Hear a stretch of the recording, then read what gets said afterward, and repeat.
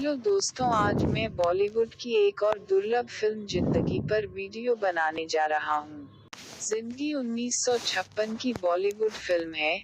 इस फिल्म के निर्देशक सीएल धीर हैं। इस फिल्म में मुख्य कलाकार जसवंत, गीता बाली, विजयलक्ष्मी, गुलाब, जगदीश सेठी, राशिद, जागीरदार, चंद्रशेखर, दुलारी हैं। यह फिल्म 16 नवंबर 1956 को रिलीज हुई थी। इस फिल्म की कहानी इस प्रकार है। कहानी नंदिनी नाम की एक लड़की की है जो अपने कल को जानती थी। ज्योतिषी ने उसके भविष्य के बारे में बताया और कहा कि 21 मई की मध्यरात्रि 12 बजे उसकी मृत्यु हो जाएगी। खिड़की के बाहर छिपी नंदिनी बहुत खुश थी क्योंकि अमर के साथ उसकी शादी की तारीख तय हो गई थी, लेकिन उसने यह सब सुना। उसके पिता लाला करमचंद तड़प तड़प कर रो पड़े, हे भगवान, यह क्या न्याय है।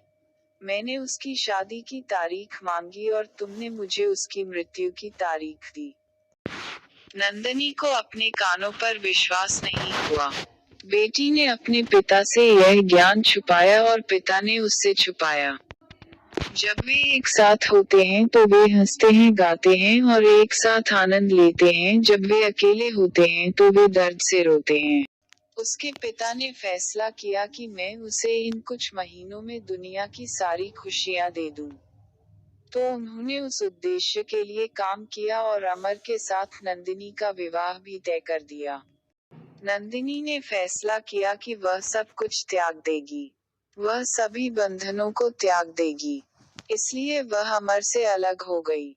उसके बाद मीरा को अमर से सहानुभूति हुई और उसने अमर का स्नेह पाने की कोशिश की। इस वजह से अमर और मीरा ने शादी करने का फैसला किया। नंदिनी अब अकेली रह गई थी और मौत की प्रतीक्षा कर रही थी। आखिरकार 21 मई का दिन आ ही गया। सूरज क्षितिज से ऊपर उठ गया, कुछ घंटों के बाद अस्त हो गया। तब तक सब कुछ सामान्य था। उसके बाद रात आई और उसके साथ मौत के कदमों की भारी आवाज आई। घड़ी की अपरिहार्य टिक टिक मौत के कदमों की भारी आवाज की तरह लग रही थी। यह अपरिहार्य कार्य निरंतर चल रहा था। प्रताड़ित और तड़प तड़प कर अकेली और खोई हुई नंदिनी अपने बिस्तर पर लेटी थी। पिता कांप रहे थे और वह नंदिनी के कमरे में रुके थे। माँ और बिंदु चैन की नींद सो रहे थे। अचानक बिल्ली ने म्याऊं किया और कुत्ते रोए और पूरी दुनिया घूम गई और पर्दा हिल गया जैसे कोई कमरे में कदम रख रहा था। धीरे धीरे नंदिनी को घुटन महसूस होने लगी और फिर वह अचानक बढ़ गई और वह घुट घुट कर चली गई। उस समय अचानक आधी रात के 12 बज गए और समय ऐसा लग रहा था मानो वह रुक गया हो। और यहाँ कहानी का अंत होता है। Please subscribe my channel and don't forget to press the bell icon.